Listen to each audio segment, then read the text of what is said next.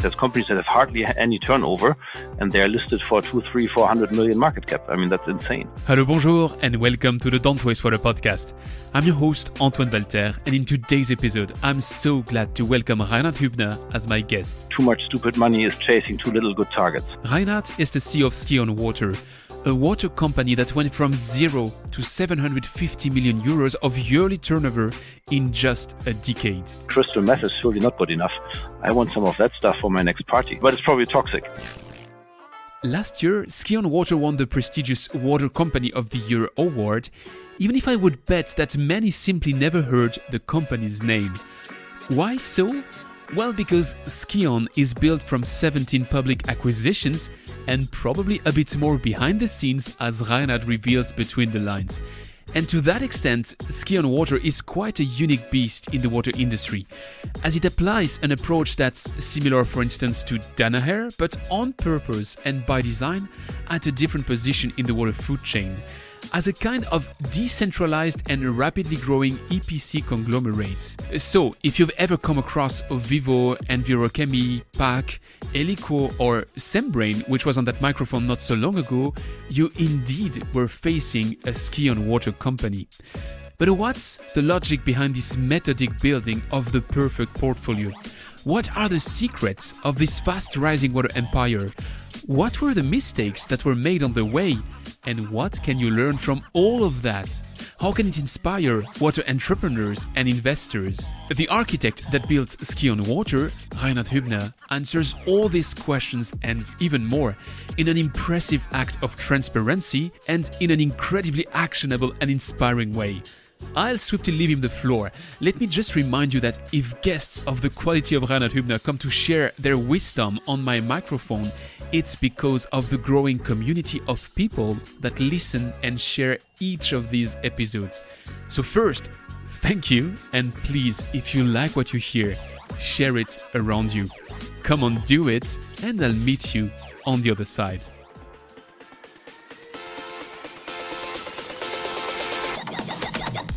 You're listening to Don't Waste Water, the podcast that helps water professionals to improve their wastewater treatment, optimize their operation costs, and keep up with the latest market trends. This podcast is brought to you by GF Piping Systems. As a leading supplier of piping systems made of plastics and metal, GF Piping Systems is the global expert for the safe and reliable transportation of water, chemicals, and gas. For more information, visit gfps.com. Hi Reinhard, welcome to the show. Hey Anton, thanks for inviting me. There's a ton of things I'd like to discuss with you today.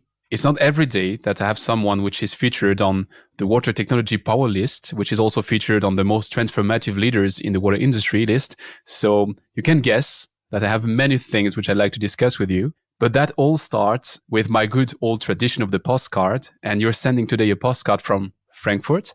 So what can you tell me about Frankfurt, what I would ignore by now? Frankfurt is much better than its reputation. I'm originally from Hamburg, which is one of the most beautiful cities in Germany. But I've been here now for almost 12 years, and it's become home. It's with a river. That's always good when you work in the water sector. Especially in summer, the banks of the river are actually very beautiful, full of people enjoying the nice weather, having drinks and barbecuing and what have you. And that's probably also the postcard I would send. Life around rivers. This is how most cities evolved historically, because water is life. So this is a good fit with what I'm passionate about work-wise. Which makes for a smooth transition for my first question, because you mentioned you're passionate about water. I just wanted to know how to define you, because you could be an investor that happens to cross the field of water and then stays there. Or you could be entering that field because you say, I want to do something with water, so let me be a water investor. How would you define yourself? First of all, I'm not an investor. My background is operations. I did manufacturing logistics, and my PhD is on mathematical optimization of specialty chemicals production networks. So water is an accident in my life. I got asked to do a project for a utility in the UK. I said, infrastructure, UK, don't know. And then they said, it's London. And I said, okay, cool. I have a good friend in London who I hadn't seen in 4 years. You pay me 3 months in London, I go. And I ended up with Thames Water. And in total, I worked almost 2 years for Thames Water in operations. So I got into water on the operations side. I had no idea about investing, and I had no intention to ever get any idea about investing. My plan was to become head of operations somewhere. And then I got hired away into SKion because Mrs. Clutton had decided she wants to do something entrepreneurial in water. And there was no clear plan of what this could be like. But the good thing was she didn't want an investment banker or M&A advisor to do this. She wanted somebody with an industrial background in water. That's why I was hired. So I learned everything about investing on the job, except for the fact that I'm from a family of lawyers. So I have a little bit of a predisposition to the legal stuff. So I'm not an investor. I was never meant to be an investor. Water happened to me. And the reason I became an investor is the opportunity to build something entrepreneurial in water. I wouldn't have done it in another area. But why build something entrepreneurial in water, which is maybe not the easiest field to do something like that? Well, you know what? Back then when we started, I had no idea why. I asked Ms. Clutton why, because I could not understand how you can want to do that. And she had a very convincing reason. It was two different dimensions. One was it is actually a sector that addresses one of the biggest problems societies across the world face, and the problems will only get bigger. So it must be also a decent business opportunity given the fragmentation of the sector and the fact that it's a bit backwards. But even more importantly, it was also about her wanting to make a difference, giving things a chance, trying to do things a bit differently to contribute to the problems that societies face with water. So a bit of what will my grandchildren say? Did I make more money out of money, or did I do something meaningful? And what it would entail, we had no idea at the time. We had a blank sheet of paper and we had a few ideas of what we could try. The first attempt that we tried was immediately a failure, but that's good because you learn from failures, and if you do them early in the journey, then you can correct your course fast. What was it? We did a startup type investment into a chemicals-free cooling tower treatment technology. And the conclusion actually was that startups are really difficult in water, caused by the fragmentation of the industry, but also by the risk aversion of customers. The fragmentation leads to an incredibly high sales effort. So your costs to make a sale are quite high in terms of how many times do you have to visit, how many customers, blah, blah, blah. But also customers, for good reasons, are reluctant to take risks. For a 2-3% cost saving, to take a risk and end up in the newspaper because you polluted something or you shut something down or what have you, is just not very appealing. So the benefit you provide with the new technology must be like 20-30% better than what's out there today to really excite somebody, or you solve a problem for which there's no solution. That's always a fair game, of course. And to try this with a single product company will only work if your product is truly distinctive, and many things that people call innovation are actually just an invention, an incremental improvement. They just don't make such a big difference. And this is also the trap we ran into. The technology worked, and it was also environmentally beneficial in terms of using less or no chemicals, but it just didn't make enough of a difference for customers to get excited enough about it. So we integrated it into later on parts of it into Envirochemie when we acquired Envirochemie, and the rest we shut down. There's a lot to unpack in what you just said. I'm taking the fragmented aspect and putting it in the fridge, and we'll come back to that. This is a podcast. It's not the first time you appear on a podcast. So I did my due diligence. I've been listening to you on your previous appearance. I've heard your theory of the 20 to 30% improvement in order to make a dent. You mentioned that theory when you were discussing with Will Sarney and Tom Freiberg in their excellent podcast. And I've heard you discussing this element of the value-driven innovation versus the crisis-driven innovation with Paul O'Callaghan, which was a funny one because you hosted him on his own podcast. So that was also a good experiment. Yeah, he could hardly host himself on his own PhD, right? I was discussing all of that with Paul on that microphone. So I'd like to dig a bit further into those directions for today. And this element of a single product company cannot succeed in the water industry, and a startup is difficult to take off in the water industry, somehow gives us some understanding key for what you're trying to build today with SKion Water. So what is SKion Water? Okay, SKion Water started as SKion investing into a few water technology companies. And when we got more successful at investing into water technology companies, we had to figure out, will this just be a group of companies we happen to be shareholder of, or will this be more? And since we controlled the companies we acquired, there was also always alignment topics and so on. And so at some point, we decided together with the management teams of our operational companies that there's a bit of an umbrella needed that also can be used towards the outside world. And then we grouped it into SKion Water. So SKion Water today is a water and wastewater treatment solution provider serving both municipal in some countries and industrial customers across pretty much all over the world. This is how I would define us. We still happen to have a strategy where we inorganically grow, so we still buy more companies, but the focus is on serving our customers with water and wastewater treatment solutions. And that we also do across the companies, so we can serve customers across the world, leveraging the resources of several companies.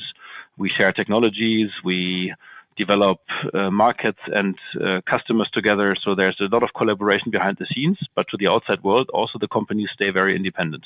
We don't want to become another large corporate. We want to stay a little bit more decentral and closer to the market, to the end customers. You don't want to become a large corporate. Can you put a name on what you don't want to become? There's various ways to look at it, right? I mean, obviously everybody looks at what now is Veolia plus Suez in one, but that is very, very large and quite centralized in some areas and still quite decentralized in other areas except for the name. But like if you look at other people with an M&A strategy to grow, Pentair acquires companies and then makes them all Pentair. So they're completely Pentaired. No judgment here, right? And Danaher has a more decentralized strategy as well. They have Trojan, they have Salesness, they have what have you. They keep more of the identity of the companies, but they're in the equipment business, not in the solution business. Pentair is also more or less an equipment business. So for us, it's the focus on end customer relationships, providing solutions to end customers and not selling components, because the kind of difference we want to make in terms of bringing new things to customers every once in a while is easier to do when you have the end customer relationship and when you don't have to go through an EPC or integrator, but you are the integrator. So that's, I think, the two things where we differ. We are an integrator. We provide complete treatment solutions, and we do this decentral model that actually is somewhat similar to Danaher, but it's of course easier to do on the component side because on the component side you have no overlaps. In the solution business, you sometimes have overlaps between the companies. Again, there's a lot to unpack here, but I have to keep a bit of the topics for the rest of our discussion. So I won't jump into everything right now. Let me start this deep dive into your strategy and your approach to the market with somehow the reason why I'm discussing with you today. Towards the end of my interviews, I'm asking my guest to recommend me someone. And I was interviewing Sebastian Andreasen from SemBrain. He recommended me to reach out to you, which was great because you were to be transparent, on my bucket list for a while.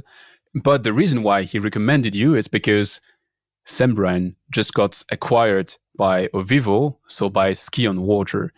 And right now, I mean, if you're looking a bit left and right in the water industry, there's a lot of these moves happening. You could call it a frenzy, but at least there's something happening around this consolidation on what you mentioned is a scattered industry. You're playing your part into that. And I was just wondering, did you identify a driving force, a reason why all of that is happening right now? Do you see it lasting over time? And do you intend to keep playing a role into that in the next years? I'll first answer your question, and then I'll say something about SemBrain. The industry is indeed consolidating, and it has had consolidation runs before. The best known example of that was US Filter, then Siemens Water, now Evoqua. For a while, they bought pretty much everything they could buy. Then it went wrong for a while, and then with Evoqua now it works very well, actually. This was a classic roll-up of different equipment companies without actually in the beginning capturing the synergies properly and without having a plan of what to do.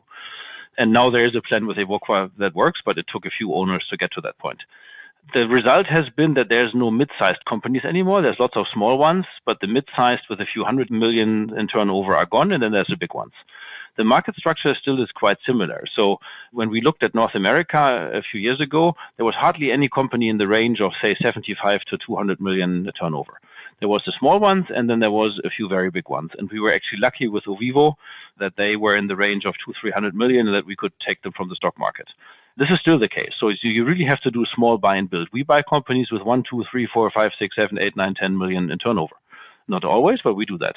But we don't do it because we want to get big. We do it when it's a fit, and in many cases in Europe, it's companies without successor, and these small companies actually struggle to manage succession. There is people who want to roll up just to get bigger, then to sell to the next owner, and this is the drive that's caused by, say, private equity like money and all those ESG strategies these days by financial investors. And this is a bit dangerous in my view, because I'm a bit harsh now maybe when I say too much stupid money is chasing too little good targets. But there's really people who have no idea about the water sector, just do it to tick a box, and they will just have a high risk of destroying the companies by overpaying too much and then squeezing them until there's nothing left to squeeze. So the overlaying driver right now is all this ESG investment frenzy on top of the consolidation. If you look at buyers, many times it's private equity and the likes who buy. Strategics also buy, and some buy also at high valuations, and some have very clear and thought out strategies, but other stuff is also just gobbled up. So just for me to understand that means that you see it really as a financial thing. Well, there are some strategics that have a strategy and execute that strategy, whether you like that strategy or not. I mean, again, Evoqua has had a strategy of why they buy certain things. Xylem has had a strategy of why they buy certain things, where you can say, yep, there's a logic behind what they do. And whether that works or not, the future will tell, but there's a logic. Some of these financial plays, I just don't see the logic other than the greater fool theory by selling out to the next buyer in 4 or 5 years. And the water sector just doesn't lend itself to flipping companies in 4 or 5 years. And then if you look at also the stock market, some companies list at valuations that are just insane. But there's sufficient interest from financial investors to buy at such valuations. There's companies that have hardly any turnover, and they're listed for 200, 300, 400 million market cap. I mean, that's insane. That's really something I'd like to understand, because I could give you some outliers and tell you there's, for instance, Innovize, which gets bought at 400 million and gets sold at 1 billion a couple of years later. Or I can give you the example which was popping up recently of Soar, which might be up for sale again, and which, if it's sold at the price which is advertised, would be like a nice investment from EQT, because they would be doubling or tripling their invested money. I would agree with you that those are probably more the outliers than the truth. The second element of this valuation of companies, I've been discussing on that microphone with Kobi Nagar, for instance, from 374 Water. They have an awesome product, awesome company. It sounds really to be extremely promising, but they are discussing 210 references and they are valued at 600 millions. So it sounds like there is something happening in this financial valuation of companies, which goes beyond my little understanding as a finance muggle. Do you have a better view there? I have no explanation for these valuations. If you do the math on how much they have to sell to ever reach that value, you will find the math is impossible. And this is happening every month at the moment, that I see companies that get sold at valuations that are something I don't know how to justify. And I mean, I'm a very simple guy in terms of doing the math. I'm not trying to make the fanciest model, but if you look at how many years will it take to earn back that money, or how many years will it take to get to something where you then have a reasonable profit multiple to get to that, I don't see it. I just can't explain this. It's great for the companies to raise money on that valuation, but I just can't explain it. If you look at the most successful startups in water ever, like Xenon and so on, how long it took them to get to 50 million turnover to 100 million turnover, and you see these business plans that go to like 500 million in turnover in a few years, it's not going to happen. Which brings us a bit back to the work of Paul O'Callaghan, which is showing that it takes so much time to be in the middle of the market, which you could oppose by saying, in his own model, is saying that crisis-driven could be really changing the game. And if you consider what we are living right now with water as a crisis, I mean, the 40% water that might be missing in 2030, the 2/3 of humanity which might be facing water scarcity by 2025. If you consider all of that as a crisis and you say, finally, the world is opening its eye on the crisis, then maybe that explains all of the shifts. But then you still have to ask two questions. What contribution will that company make to solve these problems? And how much better is that contribution, if it makes any contribution at all, than the other solutions that are out there by other thoughtful companies that just don't happen to look for an investor and go on the stock market, but have maybe a better offering? Well, I could finally fully sidetrack you here and tell you that, I mean, you're not an investor, you explained it, but still you're acting in the market as an investor. So I guess you must be pitched quite a lot by companies. And I could bet you that every second pitch you receive says that the company is saving the world with regards to SDG 6 and water scarcity, right? Yeah, every company is now ESG. It's not just impact anymore, it's ESG. And they solve all the problems of the world. And some of them have a decent technology. Some of them have an also run technology. Some of them have a business model where you wonder, even when you sell to the oil and gas industry, you're ESG, right? I mean, fine. If you do something for the environment, you are ESG. Yes. I don't know. Maybe I'm afraid I might get too cynical, but this is a bubble that will burst. At some point, all of these technologies have to work and make money. And if you look at companies that went the hard way to actually build a business and make it profitable, instead of just raising lots of money off some stock market story, it's hard work. SemBrain is a good example. I mean, they managed to become profitable and do lots of meaningful treatments in drinking water and in wastewater, just properly building a business. We started as a customer, not as an investor. We were an early customer of them. So does that give us a hint at what you're looking at when you're investing in a company? I mean, SKion Water has invested in 14 companies over the past 4 years. So I guess you must have been finding some things in those companies. And what I understand here is that this element of being profitable or at least close to cash neutral is something you're looking at. No, we also do stuff every once in a while when we believe in a technology where it's still loss-making. We need to be convinced of the contribution that technology or company has to the market or to our strategy. Like for a technology, we need to really be convinced it's 20-30% better. And SemBrain is. We tested it out because we were a customer. We bought it. We used it. We got a license agreement for the electronics segment with exclusivity. And we got along very well with the owners. And when they needed funding to grow capacity, in the end, the conclusion was we buy the thing and we fund the capacity expansion. But that's a good problem. We fund the capacity expansion because there's more demand than they can supply at the moment. We're not inflating a company. And elsewhere, again, we are quite rigorous on our technical assessment to assess whether something makes a difference or it's a geographic play. Sometimes we buy ourselves into a geography. Sometimes we just take companies where there's no successor and it's just great companies and they would just have a problem if nobody takes over when the current owners retire. That's actually a perfect situation for us. So let's take the example of SemBrain. SemBrain is not bought by SKion Water. It's acquired by Ovivo. So you're developing Ovivo. Ovivo is one of these 5 branches you have today, but it's arguably the largest one. You mentioned when you bought it, it was at around 300 million, something like that. And if the latest numbers I found are right, you're between 400 and 500 right now. Yeah, our total turnover is 750 in the group, and Ovivo is 400 of that, plus minus of that, yeah. So what is the bigger picture you're aiming at? Is it really developing SKion Water, or to say SKion Water features a SKion Water EPC company, and the SKion Water EPC company happens to be Ovivo? Let's give Ovivo the right tools to develop into this EPC. Actually, the companies all have pretty clear profiles. Ovivo does municipal North America and energy and electronics worldwide. Envirochemie does industrial in Europe, both freshwater and wastewater. Eliquo does municipal in Europe. PAC is a bit of an exception in terms of they provide worldwide a niche solution to take the total market there. Biological industrial wastewater treatment is a niche, but it's a very important niche. And they work with Ovivo in North America. They work with Eliquo in municipal in Europe. They work with our colleagues in the rest of the world. So there's a good fit there as well. So they actually have pretty clear profiles with more opportunity for collaboration than issues of conflict. So do we have overlaps every once in a while? Yes. But is this a problem? No. They all know each other. They work with each other. We talk about it and we try to deliver what's best for the customer. But the overlaps are, I guess I know probably all of the overlaps myself, and then it's less than 5 to 10 situations a year.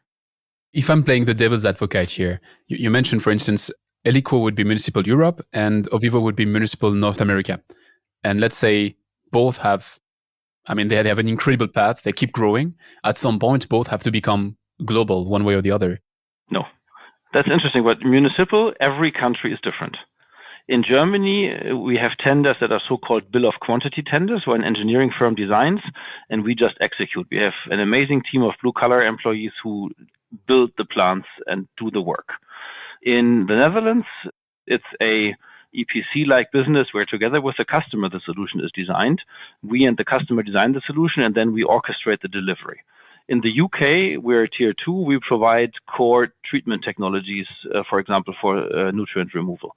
In the US, it's more of an equipment business. Large construction companies are the general contractor, and they procure technology packages. There's zero synergies between those markets, other than knowledge. You're fully right. I took the wrong example. So let me take the other side of the story. Ovivo is active worldwide in industry, and Envirochemie is your vehicle for industry. So those must be the overlaps that you are facing from time to time. No, also almost never. Envirochemie doesn't do semiconductor. When Envirochemie talks about ultra pure water, they talk about pharma, water for injection. When you ask an Ovivo guy about water for injection, it's way too dirty to even think of taking it seriously, because what we inject into the body is far dirtier than what we need for semiconductors. For good reasons. Dirty is relative, right? You don't want to inject distilled water into a body. It's not particularly healthy to have large amounts of distilled water, and semiconductor is absolutely nothing in there. So you drink a few liters of that, you die. That's, again, an example where, yes, it's both industrial, but there's zero overlaps. The same holds for power plants. Envirochemie doesn't do thermal power plants. Ovivo basically lives off its track record in the nuclear industry, doing nuclear in the UK, and a few projects that still happen because there's not so much new build in thermal power plants these days. So again, no overlap. If you wanted to pick an overlap, it would be between PAC and Envirochemie, where we sometimes have the situation that Envirochemie, as a provider of complete solutions, also has an anaerobic component in solutions. And it could be that they compete. But we talk about it, and in most cases, it actually makes sense now that PAC is part of SKion Water to use the PAC technology. But there's also applications where Envirochemie has a better technology, like in dairy, and then maybe PAC would use the Envirochemie technology. So actually, this works pretty well. We were lucky. Very interesting. I think you explained why my concerns are wrong, even if I'm the devil's advocate. So it makes a lot of sense. Regarding your strategy, you mentioned that you want to be this company, which is the, let's say, agnostic, large with multiple brands solution provider. So a bit the Danaher one layer up into the pyramid of the water industry. If you look at the vertical limits of that, where does it start and where does it stop? On the product level on the bottom, what would be the smallest particle into your SKion Water group? And on the top of it, regarding the connection to the end customers, the consultants and all of that, where do you want to stop playing and say, no, that's no longer our business? That's a really good question. Let me start on the top. We are not an EPC who provides you a $100 million desalination plant or who builds you a 200 million municipal wastewater treatment plant in country so-and-so. We do mid-sized projects. The largest projects we do are in the range of $50 to $100 million as an exception. The typical projects are a few millions to 10, 20 millions. Semiconductor is on the higher end. Industrial is typically on the lower end, with exceptions where we have 10, 20, 30 millions. So we provide solutions, ideally without civil construction, to our customers, where we are the one-stop shop for, say, a combination of technologies solving treatment challenges that are a little bit more unique than just a very large conventional plant, but where you have to maybe do lab work, test, try, engineer to find a solution that actually works and that intelligently takes the streams apart so that you can recycle, recover, be energy efficient, all those things. That's on the higher end. On the lower end, if you go down the value chain, we are very careful in terms of backward integration because you can't compete with your supply chain. If you compete with your suppliers, they will not like you anymore. So to invest into products only makes sense for us if there's a distinctive advantage or if it's a segment where we think we have found something so unique that we actually want to just really have it for ourselves. To give you an example of a small investment, we invested into Sentry, which is an innovative sensor. There's a lot of benefit in the close collaboration we have with Sentry in terms of how to make the best use of that sensor, because we sell a lot of biological systems, especially anaerobic systems, where the Sentry sensor has its strength. And we figured this is a chance for us to have a closer relationship and work with them in a different way. But also, we like the sensor, and if nobody gives such companies a chance for funding, that's also part of our mission, that if you really find something that could make a difference, we also support it. So that's a small investment, but they need to sell to our competitors as well. And we're a minority shareholder. Management owns a relevant stake. We have a co-investor, Factor E, who are an amazing co-investor because they also care about deploying such solutions in less developed parts of the world, which is, again, a good angle. So this was the setup that just worked very well. Regarding this approach is something I read on your website, that you either go for ownership of the company or for minority investment, but with a significant size. Is it because you really want to bend the shape of any kind of company you would be investing in? I mean, bend, not in a negative definition, but really to help them grow and not just be, sitting in the back of the car and waiting for it to be a financial return. If it's a core investment, the logic for control is twofold. One is to manage these conflicts of interest that could happen, because you actually have anti-competition laws that don't allow you to just compare lead lists and share leads and so on if you're not part of a group, because that could be considered market manipulation. Similarly, in procurement, you can't do it to capture synergies if you're not controlling both sides. That's one. The other is, most of the time, it will also be difficult if then we want to invest into further growth, like into Envirochemie, we invest to buy additional companies. Then each time you have a co-shareholder, you have this conversation about what's the valuation, who's funding that investment. And this way, if we decide we want to do an investment in the company, we can just do it without having to consider the impact on minority shareholders. So that's the logic for going for control. And with the young companies, they need to also have the incentive to build their business. They need to be entrepreneurs, so you shouldn't take away control from them unless something goes terribly wrong. But we want to help them, right? We want to help them. We don't want to form them, but we want to help them. And if it goes wrong or if it doesn't progress the right way, we also want to be able to intervene. Makes a lot of sense. But who am I to tell you if it makes sense or not? But just to tell you from my humble position, makes a lot of sense. Within the SKion galaxy today, do you also do operation of plants? We do, mostly in Europe at the moment on the industrial side. It is something that has growth potential. It doesn't have to be build, own, operate, right? It can also be just O&M contracts. Also in Southeast Asia, we do this, and we have all kinds of service offerings also that are not exactly going all the way to operating it, but providing remote support, providing IT-based monitoring and optimization. So there's a broad range. In our core market so far, this has not been such a big issue or opportunity because the BOO, BOT is not so interesting when you have endless supply of cheap money yourself as a customer, because we always have to add a risk markup when we fund something, and we've done that, and it also works. And also, typically, industrial customers are not building completely new in Europe. They are optimizing existing, and then they have their own personnel, and they don't want to then have redundant personnel, and personnel doesn't want to be transferred over to somebody other than their current employer in many cases. But this is changing. There's more and more of this coming up, and it's an opportunity to also improve the way plants are operated. In many cases, we see this when we operate the plant before handover. The performance is better than when we hand over, because for our customers, the core business is not treating wastewater or water. The core business is to do something else. For us, it's the core business. So obviously, we have personnel that has more experience, and also we have the back end that can support. But we're also selling this as a service, this support, of course. It's very interesting what you mentioned about the specificity of the European market, because I've been discussing on that microphone with several companies like SKion Water, which are very present in the North American market and which are really building upon this wastewater treatment as a service or water as a service. And even though it is emerging in Europe, it's maybe not yet at the same level. But where I wanted to go with that question was a bit more a flashback to 10 years ago. Because you were building SKion Water from scratch. And if you had asked me to build a company from scratch, I would probably, and I'm probably wrong. I mean, you're proving me that I'm wrong, but I would have not have chosen your section of the market. I would have went for operation, which seems to be the thing which delivers better margins, which is stable over time. From a risk-return profile, you are right. We take pretty high risks compared to the returns we make when we deliver complete treatment solutions. There's a lot of service business in our business as well. For example, Envirochemie is more than 50% services. There's different ways of doing services, right? You operate or you provide consumables and maintenance and what have you. So there's a broader range of answers to this. But we wanted to have the ability to also bring new solutions into the market. And for that, you need to actually deliver the technical solution, not just operate it.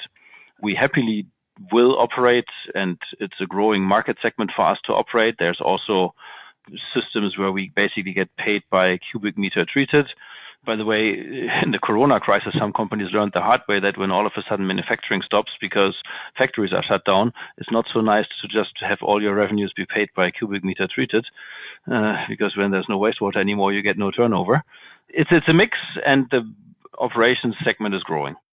You mentioned how SKion Water is a perfect partner if a company has, let's say, its ownership going to to just retire and maybe have this succession company. There's another path, which you mentioned with these startups you're investing in, with this minority shares and all of that. And there's a third path, which is listed on your website, which is licensing. Like this time you have the technologies and you're looking for partners to develop in markets where you would not be present yet. From those three paths, which is the most important for you in terms of business, and how do you intend to develop that in the future? We will continue to buy companies. We buy 4 to 8 companies every year. Some of them are publicly announced, some not, or just announced in the local markets, because there's so much opportunity there to find great companies that are a fit with us. And we have sufficient amount of pipeline there. So that's just the core of how we do it. As long as the valuations are meaningfully acceptable. We are very happy to collaborate. Again, this links back into the fragmentation of the industry. We don't intend to rule this world. We will not rule this world. And since we're dealing with real problems for society, collaboration is the name of the game. And we do this in countries where either we can't buy anybody, or we don't want to buy anybody, or we just happen to find a good partner. PAC has historically worked with partners since its beginning, for example. So there's great partners across the world. And Ecopreneur was PAC's licensee, and then we bought Ecopreneur. So this was the other way around, right? They started as a licensee, and then we bought them when they were for sale. We have great partners in various parts of the world, like China, the Middle East, and some other countries also that we work with at the SKion Water level to bring solutions to the market that are meaningful for that market segment. You just said that you have a list of future investments. I'm not asking you to disclose that list right now. To understand your approach, if someone is listening to that and say, hey, I have really a cool company and I need to reach out to Reinhard because he can help me out, that can be the decisive step into my entrepreneurial journey. Is it something you're happy to receive some pitches, or are you more of a hunter and you've seen that company and you know that is something you need? We started as a hunter when we had not this reputation in the industry. We went after companies. Ovivo was a cold call. We had no relationship whatsoever. We did our analysis for the North American market, and we just went, met the chairman and the CEO and said, we want to privatize you. And within a few months, we had worked out a deal that then also included the pension fund CDPQ as a shareholder who would stay, and we privatized Ovivo without even employing an investment bank on our side. So that was hunting. But many good companies also approached us because they heard of us.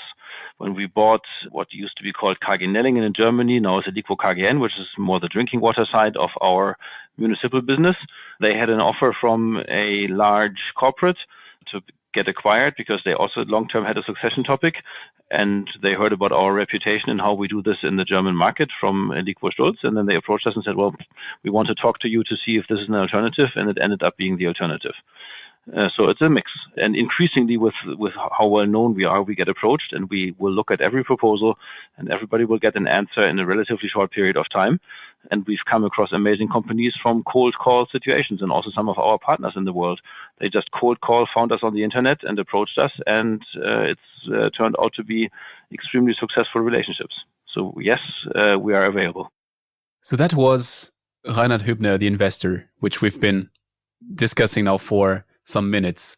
There's another part of you which is interesting to understand how you do all of that. If I understand it right, and you're going to correct me if it's not the case, when you are making these kind of big bets into some companies, you also support the execution. you are still, or you were the director of Ovivo. You are the managing director of Eliquo. So how does that come into play? How do you, at some point, just change your hat and say, now I'm executing on the plan and I want to grow that portion of the business? Everything has a history, and obviously I can't complain about anything we have because I was involved in acquiring it. Obviously the execution must be part of my job. Eliquo was initially out of bankruptcy. It was an insolvent group of companies in the German municipal sector. We picked up in an asset deal thousands of projects and 250 employees and made it a company again. So initially I was actually really managing Eliquo after we picked up the assets. By now, my role as managing director is more the admin role in the holding to do some of the paperwork or sign some of the paperwork, and it's run by its management team. So my involvement is very limited. Ovivo has a board. It's our largest asset, so obviously I'm part of the board of Ovivo. The board also has independent directors who are adding amazing value in this case because it's a great board, but I'm not managing Ovivo by any means. But we are entrepreneurs, and if things happen, they happen. So at the moment, I'm also acting CEO of PAC because we had the departure of the CEO. And so in the interim, until there's a new CEO, somebody has to do it. And I was on the board of PAC for 10 years. So that's me in this case. Now, this obviously means that I only do this part-time and I still do my main job. But we are pretty hands-on, and when somebody needs help, we will help. And if an intervention is needed, we will also do the intervention. Thankfully, there's not many interventions needed, but this is kind of how, again, at heart, I'm an operations guy, right? So I also enjoy to be on the front lines every once in a while. Let me leverage this hands-on aspect. I'm wondering, now really from very far to all of that, I'm wondering if you could identify like best and worst practices when it comes to water entrepreneurship and maybe also water investing. Would you have some of them to share? Of course, I don't want you to disclose the secret sauce, I guess, but... Look, at the end of the day, for the water sector, it would be good if all the money that's poured into it has impact. As a consequence, there's no protection of anything here. I think it's important to face the realities of this industry. And the realities are to quite an extent in terms of go-to-market contained in what Paul O'Callaghan did his PhD on, that it is a difficult market, it's slow, it's fragmented, and you need to really understand what your value proposition is. And if you understand that, you can define the right strategy for how to make it happen. Let me use one or two examples. If you have developed something that is an improvement of something that exists today, and a more energy efficient dewatering device or something. In that case, it's a thing that needs to be integrated into a complete solution. The advantage is not like going to be 20, 30% because there's a loss of physics. Go find a partner that already is active in this segment and partner up with that entity. Don't try to do it alone. If you have something really unique, you can try it alone, but don't get yourself investors that think you can expedite it by throwing more money at it, because then you will burn through that money and everybody will be frustrated. Everybody will be pushing you to pay that money back and more crazy things will happen. Instead of saying, this will take time, we only need to keep the cost base small, get as many grants in as possible, minimize the burn rate, and at some point we will have a break even and then we can start to grow. Sembrain never lost money, for example. They managed to do a capital-intensive thing like ceramic membranes without really losing money. But they went slow, step by step, very methodological. You can throw money at it, it won't grow faster. It will just burn more money. And this is, I think, be realistic. Don't try to do it all yourself. Collaborate. Find the right partners. There's great people in this industry. This is what attracted me to it, that there's so many great people who are passionate about what they do. And many are open to collaboration. But sometimes you have to just give up the dream of building this company and selling it for 100 million in a few years. Because in all reality, maybe it works and then it will be gobbled up, but this will not be a long-term success in terms of in the market, because the product will then disappear at some point, or it will be a failure. Think about what you want to achieve. If you want to make a difference, find the right path for that. And every once in a while, there's the super cool technology that will make a major difference. You can actually make happen as a startup. And the same also goes for what kind of owner is the right owner. Is it somebody who wants to flip the company in 4 years? and needs to double profitability or turnover in 4 years, that's hard. It only works by taking risks. You can always grow revenues, but the question is at what risk and at what margin. And if you grow revenues very fast, at some point when the projects are finished, you will pay the price. Regarding these owners, I'm really curious. You say you now receive more pitches now that you're established in that market. Do you see many pitches from people who just have read From Zero to One or the 4-Hour Work Week or this kind of entrepreneurship staple book, and that happen to try to do it in water? Because from a marketing perspective, billions of people lacking access to water must be a blue ocean of something. And then that make you awesome pitches with hypergrowth strategies, because you could be just winning the market and you have to cool them down and tell them, it's a special sector. When they've reached that point, you can't cool them down anymore. They think I'm a crazy conservative idiot, right? You can classify these business plans by the type of substance that was consumed when making up the numbers. The craziest I've ever gotten was something based on a cavitation technology, 0 turnover now. In 5 years, they wanted to do $1 billion in turnover and 600 million in profit. I mean, you look at this and then they wonder why you don't want to talk to them. And it's hard to stay friendly in such a conversation. I don't know what to say. I'm speechless, right? I mean, crystal meth is surely not good enough. I want some of that stuff for my next party. But it's probably toxic. If I try to be, again, the devil's advocate here, because I've heard you mention that one with Will and Tom in their podcast, and it was like, okay, I'm 99% I agree with you. But if I try to play out the 1%, if you look at the iPhone comes out in 2007 and everybody says Steve Jobs is a genius. And you look at what IBM did in 1993, and they had this touch screen phone, which had most of the features of the iPhone, of course, not the same size and everything, but they were just right 10 years too early. And the same setup of people, maybe if you had put them in Palo Alto in 2007, would have done the iPhone, and maybe we wouldn't know the iPhone, but we would know the IBM one. What I'm trying to say is that maybe everybody was wrong about cavitation, or was even right about cavitation, but the stars were not aligned for it to become mainstream, and right now is the moment, and you missed it because you thought they were on crystal meth. Okay. Good point. The question is, what are we trying to solve? The iPhone invented a new kind of thing that wasn't there before. It's completely a blue ocean. Agree. In water, most people, like you and me, we want safe water to come out of the tap, and we want it to go down the toilet in an environmentally friendly way. Anything else, we don't care. Nobody wants a portal where you can see your water consumption on a daily basis on your phone. Nobody wants all kinds of fancy gadgets to interact with your water utility. You want it to work. On the industrial side, it's a bit more complicated, but you also just want it to work. There's limits when you move large amounts of water around as to how sexy you can make it. At the end, we are still a concrete, plastic, and steel industry, because the vast majority of the assets is the pipes in the ground and the basins of the plants treating the water. Now, does that mean that there's not amazing stuff out there? There is amazing stuff out there.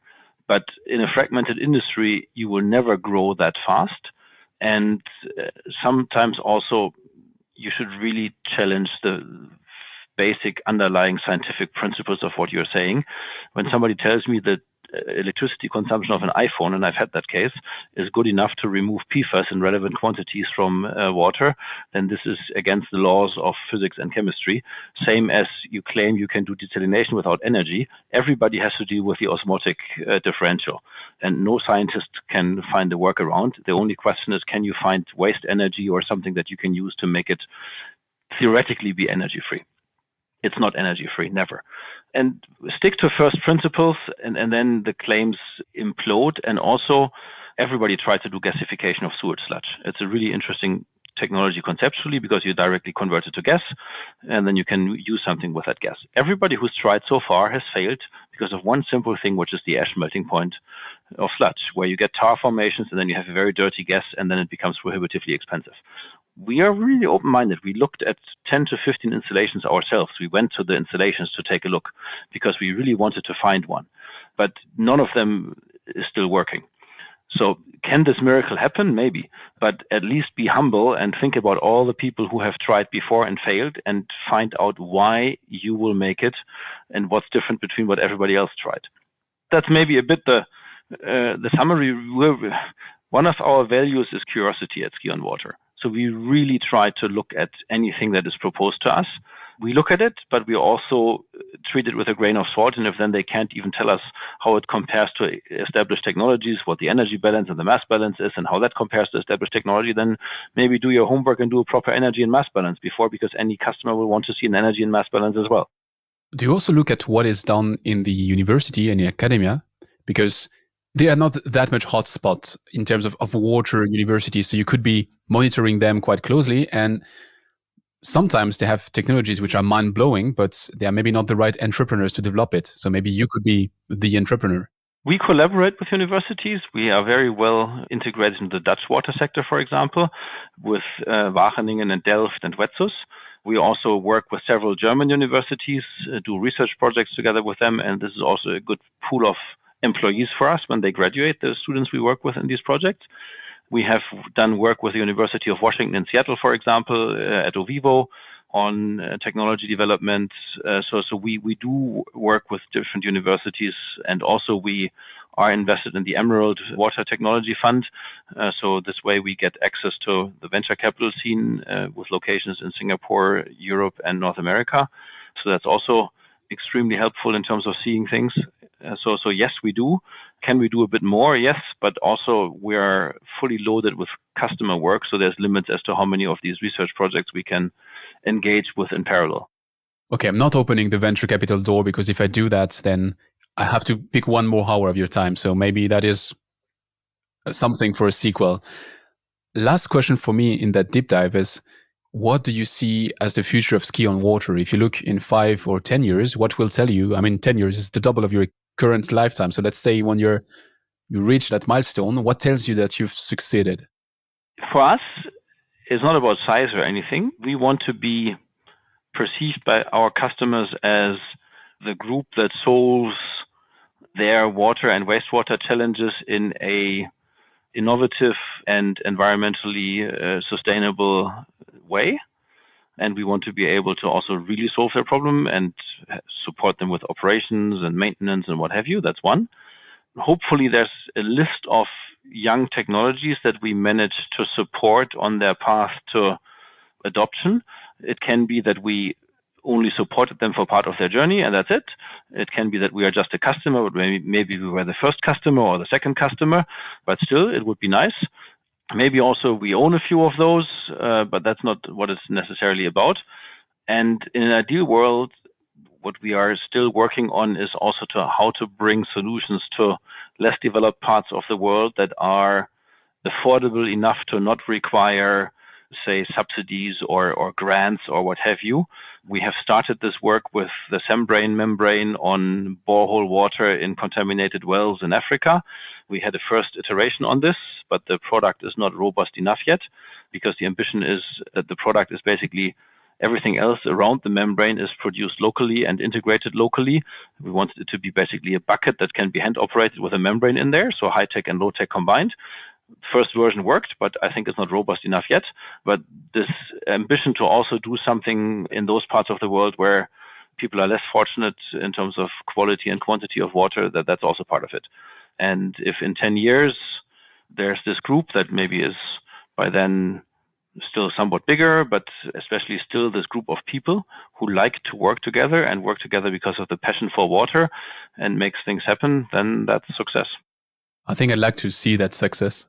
It speaks to me. So I guess I see why you call that success. At the end, it's the people. I mean, this is an experience-based industry. It's not, the iPhone is a product. I mean, you need great people to develop it, but once you've developed it and marketed it, you just need to have a contract manufacturer to manufacture it and you turn it out. This industry, the knowledge of the people is required for every solution. Every solution is different, especially on the industrial side. Every challenge is different. And these experienced engineers and technicians who afterwards build the plant and make it happen on the ground, our installation crews, they are the ones with their experience who make it happen. It's not like there's this one genius who develops something and then it happens. Well, Reinhard, thanks a lot for the openness and for everything you've shared in that deep dive. If that's fine with you, I propose you to switch to the rapid fire questions. Yes.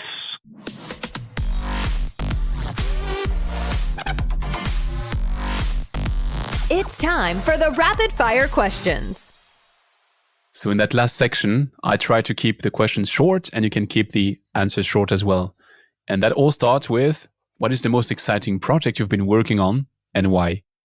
In the past, the most exciting one was the privatization of Ovivo, because that was a wild journey. Right now, I would say the piece we want to do on the developing market side is super exciting, because success is measured by finding something that is standalone viable and scales because it's affordable. And that is really a challenge, that is robust and affordable.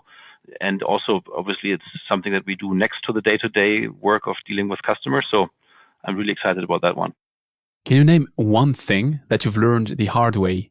We learned the hard way how slow technology scale, and we lost significant money trying to do this with our first investment. So that, and how much it is just people-driven, and how you can still, after many years, misread people or not get the full story when you're not close enough to also more people in an organization. But overall, on the plus side, again, it's people. There's so many passionate, amazing people in this industry. That's what's so enjoyable about water. Is there something you are doing today in your job that you will not be doing in 10 years? If we continue to grow like we grow, I will probably not be managing director of any of the operational entities anymore in 10 years. What is the trend to watch out for in the water sector?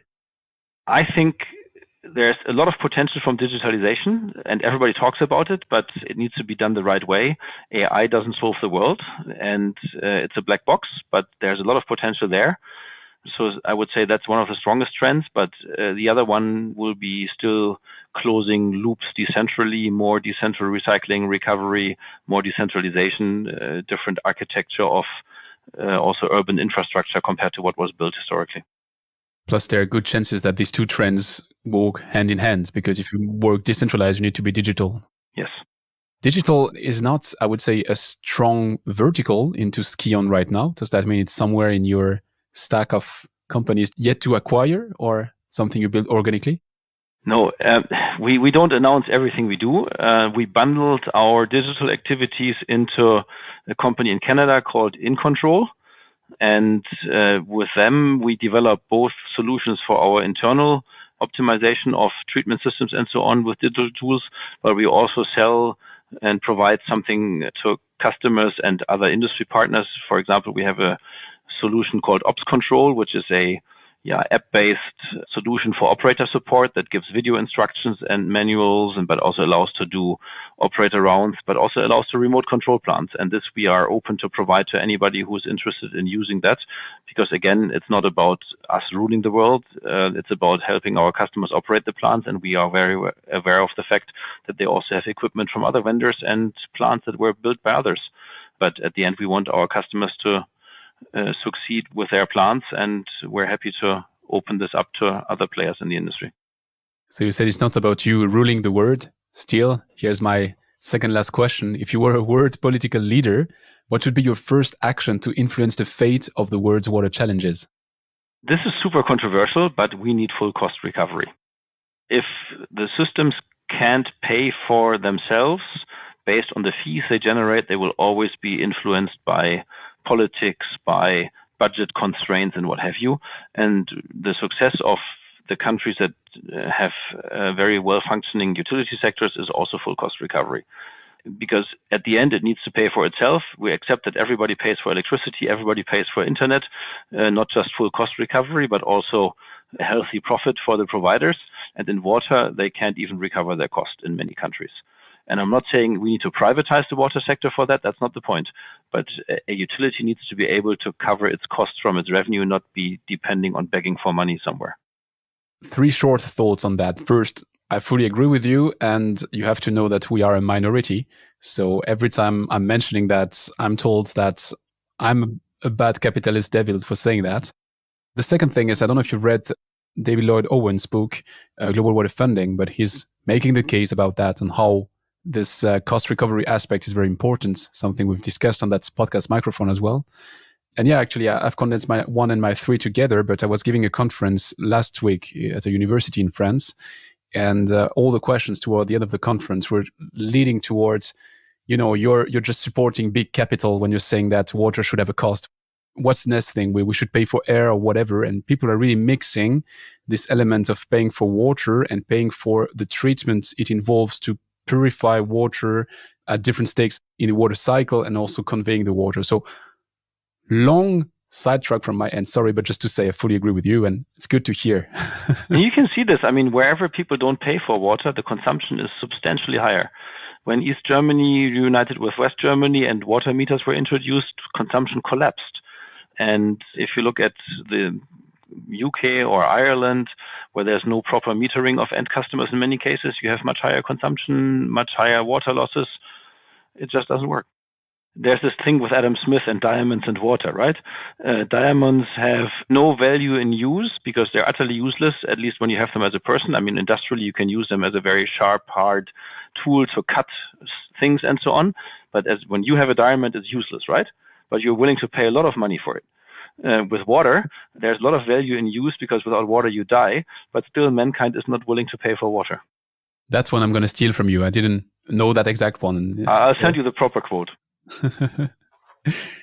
Last question. Would you have someone to recommend that I should definitely invite on that same microphone as soon as possible? I can give you two different people that I recommend. One is Victoria Edwards of Fido. She's doing leakage detection in a very innovative way, and leakage is one of our biggest problems in terms of the amount of water lost. And she's also an amazing entrepreneur. The other one is Ulla Pöschel from our portfolio, doing advanced oxidation for very nasty wastewater. She also has a journey of how difficult it is to get a startup to success, because her first startup with that technology went bankrupt. And we were in touch back then, and now she's part of our group. So she can also tell you about the hard way a startup can go wrong. But still, she's now part of our group. So in the end, it worked out. Well, awesome recommendations. Thanks a lot. Thanks a lot, Reinhard, for this hour we spent together. I learned lots of things looking into the path of SKion and everything you shared. And again, thanks for the openness, because I know that some of these questions you could have simply answered by, sorry, I'm not disclosing. So thanks a lot for sharing. No problem with that. At the end, I hope it's interesting for those who listen, and anybody who wants to collaborate or has an idea can happily contact me. Where shall they contact you the best? info@skionwater.com. Perfect. So like always, the links to that are in the show notes. Well, thanks a lot, and talk to you soon. All right. Thanks a lot. It was a very inspiring conversation. Thanks for listening to Don't Waste Water. This podcast was brought to you by GF Piping Systems. Loved this episode? Head over to Apple Podcasts to subscribe, rate, and leave a review. See you next time.